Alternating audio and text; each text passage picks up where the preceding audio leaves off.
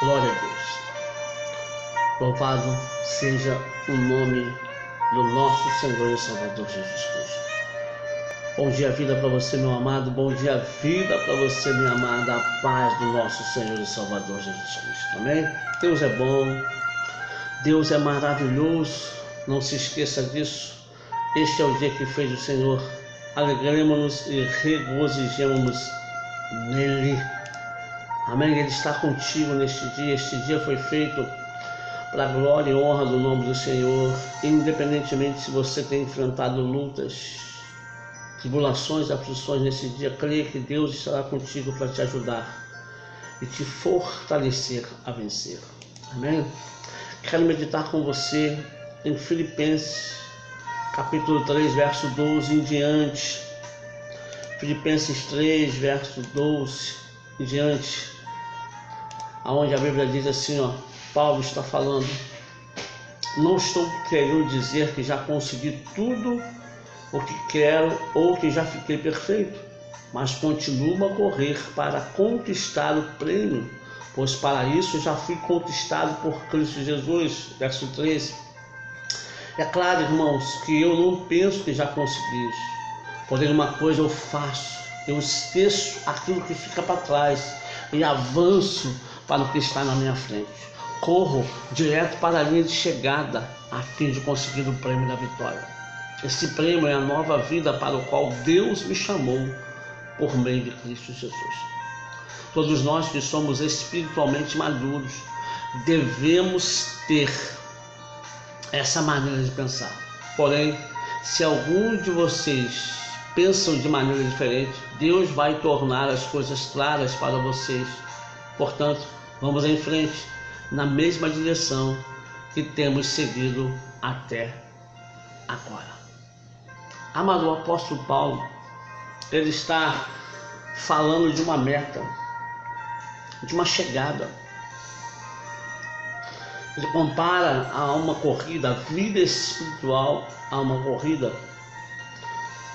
E todos os corredores, nós vemos aí, acompanhamos, alguns são experientes, outros inexperientes. Nós podemos dizer, alguns são maduros, amadureceram com o tempo, com as provas que fizeram, com as competições que enfrentaram, perderam aquele nervosismo de chegar logo e com isso perdiam o fôlego, porque não tinham a resistência para aguentar aquela prova, aquela corrida e chegar até o final. Mas com o passar do tempo foram amadurecendo e foram aprendendo a dosar a sua resistência para poder conseguir chegar. É claro que na vida cotidiana, nas competições, o importante é chegar e chegar em primeiro. Mas essa corrida que Paulo está falando com os irmãos da igreja de Filipe, ele não está dizendo que tem que chegar em primeiro, ele está dizendo que tem que chegar. O importante é chegar, não importa se você vai chegar em primeiro, se você vai chegar em segundo, se você vai chegar em terceiro, em quarto, ou em último lugar. O importante é que você atravesse a linha de chegada. Paulo, ele está falando, eu não penso que eu já consegui. Antes, ele vem falando da religião, ele vem trazendo foco, dizendo, olha, eu não baseio a minha fé na religião, eu baseio o meu relacionamento com Deus pela fé em Cristo Jesus. Porque se fosse para basear em religião, ninguém melhor do que eu para poder se garantir e confiar nisso, porque eu, ele falando, era fariseu, os mais ferrões da época. No tocante à lei, ele fala, alguns versículos antes, ninguém tinha nada para me acusar, porque eu vivia cumprindo a lei. Ele fala, fui circuncidado aos 8 dias de nascido. Eu sou da descendência dos hebreus, da tribo de Benjamim. Então Paulo fala, ninguém teria maiores motivos para se orgulhar e vestir a capa da religiosidade como eu. Mas eu peguei tudo isso, embolei e joguei numa lata de lixo, como que nada servisse para mim, porque eu entendi, Paulo está dizendo que o meu relacionamento com Deus é através da fé em Cristo Jesus. E aí no verso 12 ele fala: eu não quero dizer com isso, amado, que eu já consegui tudo o que eu quero, ou que eu já fiquei perfeito. Olha, o apóstolo Paulo está dizendo isso. Olha, eu não consegui tudo que eu quero e não fiquei perfeito, mas eu continuo a correr, eu continuo na corrida, eu continuo me aperfeiçoando, eu continuo amadurecendo, porque para poder conquistar o prêmio, porque para isso eu fui conquistado por Cristo Jesus. Cristo Jesus, amado, chamou você e chamou a mim, nos alistou no seu exército, nos colocou como atletas dele, porque ele quer que você e eu cheguemos ao final da corrida. Mas o apóstolo Paulo, ele fala: nós que somos maduros temos que pensar assim, nós que amadurecemos. Sabe qual é o problema da igreja, amado? Muitos não estão crescendo, não estão amadurecendo, porque o problema não é quanto de conhecimento eu adquiro, o problema é quanto de prática desse conhecimento eu coloco na minha vida. O problema não é quanto de mensagem eu ouço ou deixo de ouvir, porque hoje, com o advento da internet, você escuta mensagens, e mensagens boas 24 horas por dia.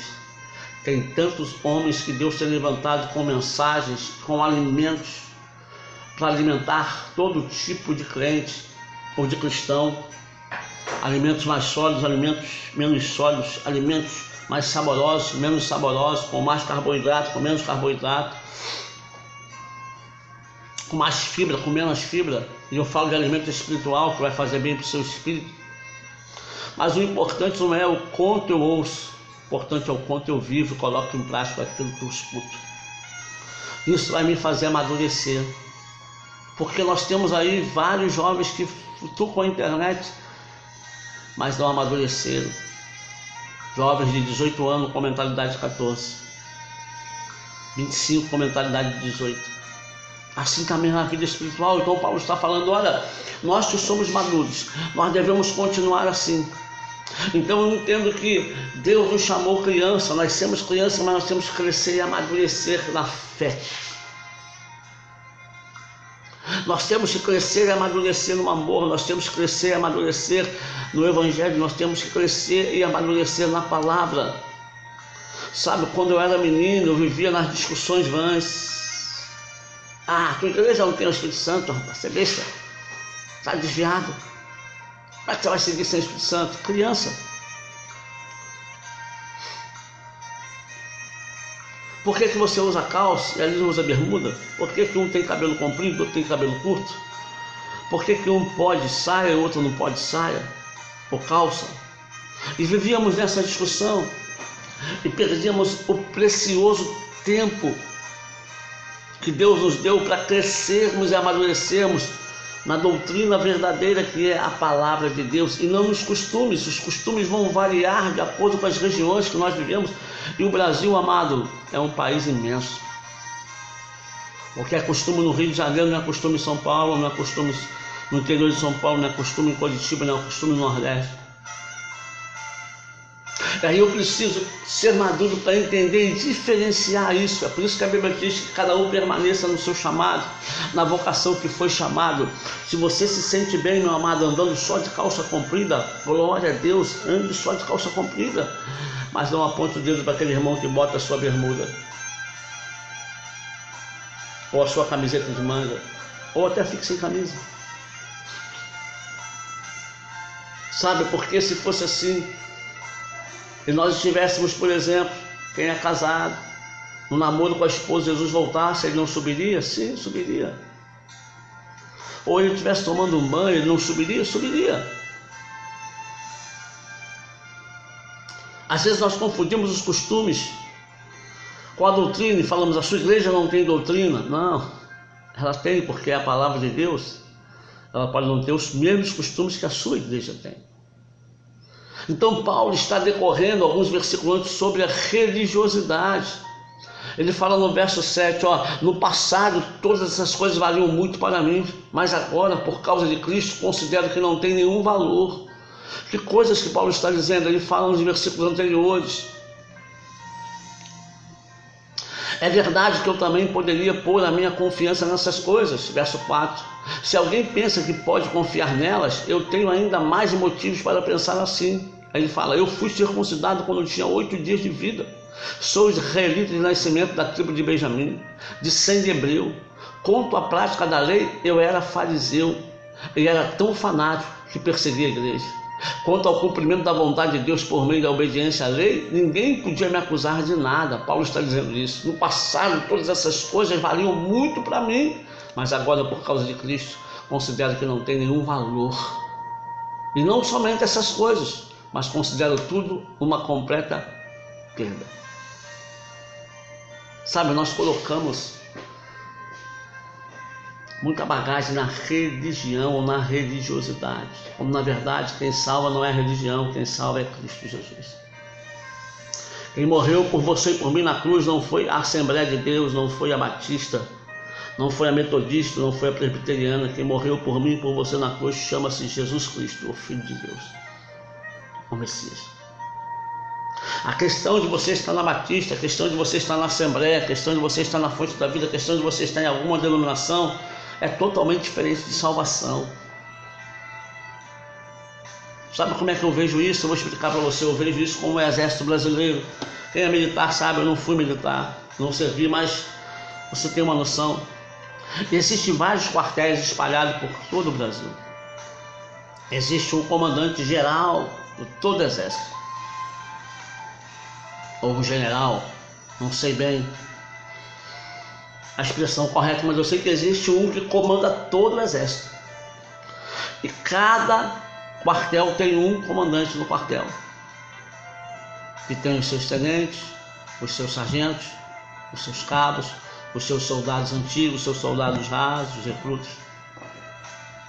Se eu estou servindo num desses quartéis, por exemplo, em Niterói, vamos supor, se eu sirvo aqui em Niterói, eu não posso, por conta própria, de minha vontade, e servir lá na Praia Vermelha, na Urca. Tem um quartel lindo e tem uma praia maravilhosa. Se o meu superior aqui não me liberar. Separados são apenas quartéis nas suas regiões. Mas quando se juntam para uma guerra, é o Exército Brasileiro lutando pelo Brasil. Nós, como denominações, somos apenas denominações. Separados, vamos continuar sendo denominações, mas quando nos unimos, nós deixamos de ser denominações, nós passamos a ser o Exército de Deus lutando pelo reino dos céus. Assim eram as tribos de Israel, 12 tribos. Que quando estavam separados, eram tribos separadas, cada uma tinha a sua habilidade. Uns plantavam, outros cuidavam do templo, outros eram isso, outros faziam aquilo, outros eram bom em ar. Cada um no seu chamado, cada um na sua habilidade, mas quando se uniam para lutar contra um povo inimigo, era o povo de Deus, do Deus imbatível, do Deus poderoso. Sabe, mas nós temos que entender que juntos somos muito mais e vamos muito mais além, porque estamos unidos num só ideal, mas isso só vai acontecer quando nós jogarmos por terra o nosso eu, a nossa placa. Não estou dizendo que tem que desligar tudo e fazer uma igreja só, não é isso que eu estou falando, porque não vai dar certo. Mas sabe, derrubar as barreiras que existem entre um e outro, de olhar diferente para o irmão porque ele pensa diferente de você, porque ele gosta de uma cor diferente que a sua, porque torce para um time diferente do seu, mas é o seu irmão em Cristo. Olha, nós somos irmãos, irmãos carnais. Quem tem irmão carnal é totalmente diferente, e são irmãos. Paulo está colocando a religião, porque é a religião que nos separa, é a religiosidade que nos separa, e nós temos a mania de achar que um é mais santo que o outro porque ele é religioso. Religião não é motivo de santidade.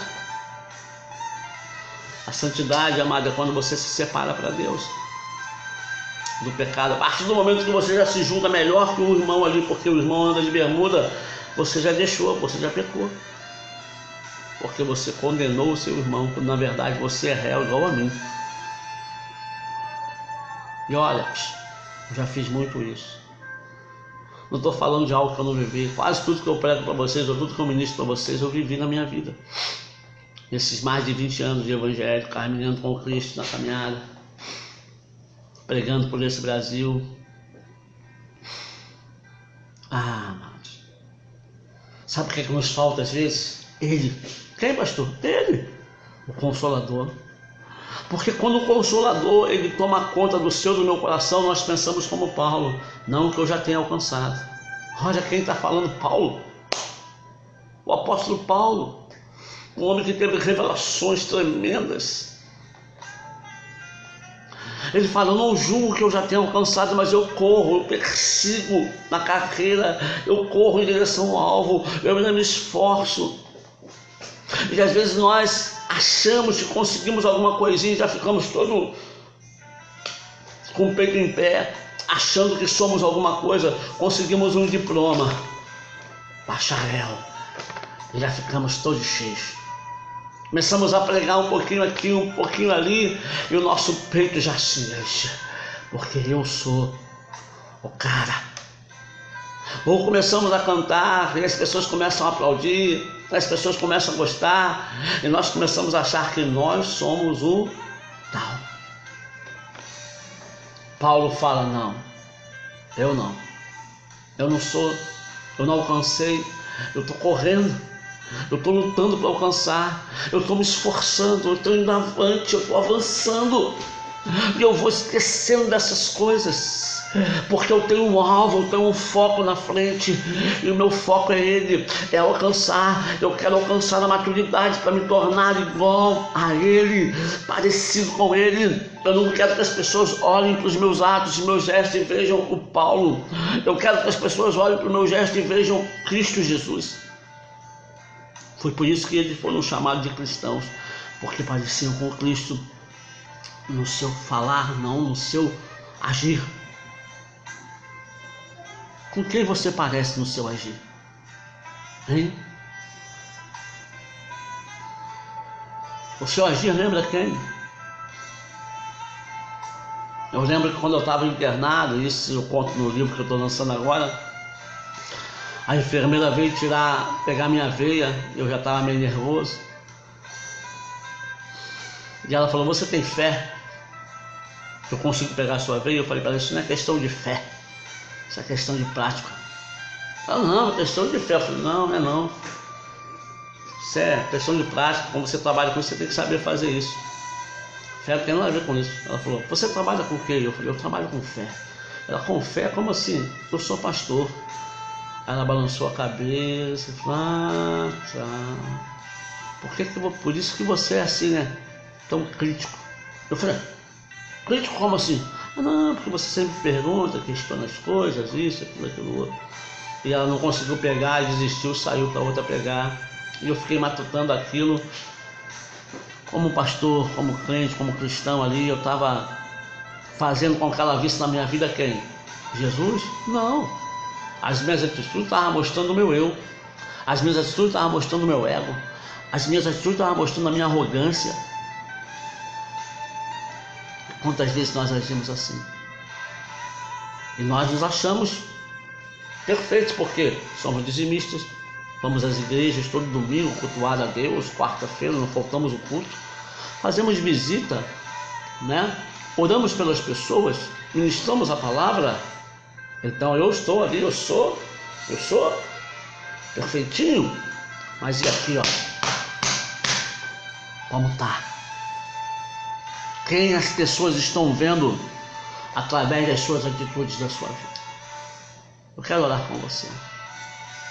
Pai, te louvamos nessa manhã, te glorificamos, obrigado por esse sábado, dia 10, Senhor, de novembro.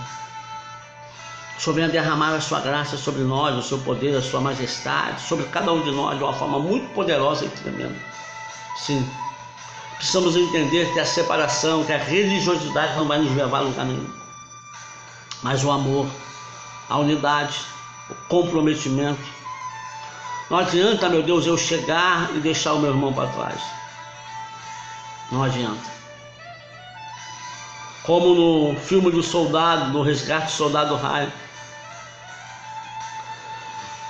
Os soldados, o pelotão que foi levantado para resgatar aquele homem, sabia que poderia morrer a qualquer momento, mas estavam numa missão de não deixá-lo lá morrer. Quantas vezes nós queremos chegar de qualquer maneira e nós não olhamos que deixamos o nosso irmão cair para trás, ou nós o derrubamos, mas nós queremos chegar num ato egoísta. Quantas vezes eu deixo a religião, a religiosidade falar mais alto e criar na minha mente pensamentos de julgamentos, condenando A, B ou C pelas atitudes dele, ou simplesmente porque ele gosta de um tipo de música diferente da que eu gosto, ou porque fala e se expressa de uma forma diferente da que eu me expresso ou falo. Quanto engano em nós, quanto erro em nós. Mas Espírito Santo, temos o Senhor para nos conduzir, temos o Senhor para nos mostrar. Então transforma o nosso coração, transforma a nossa mente, para que possamos entender que há diferença entre nós, mas que maior é o que nos une, porque o que nos une é o sangue de Jesus derramado na cruz do Calvário. Eu peço que abençoe cada um de nós em nome de Jesus. Amém. Beijo no seu coração, meu amado, minha amada. Deus te abençoe. Bom dia, vida para você.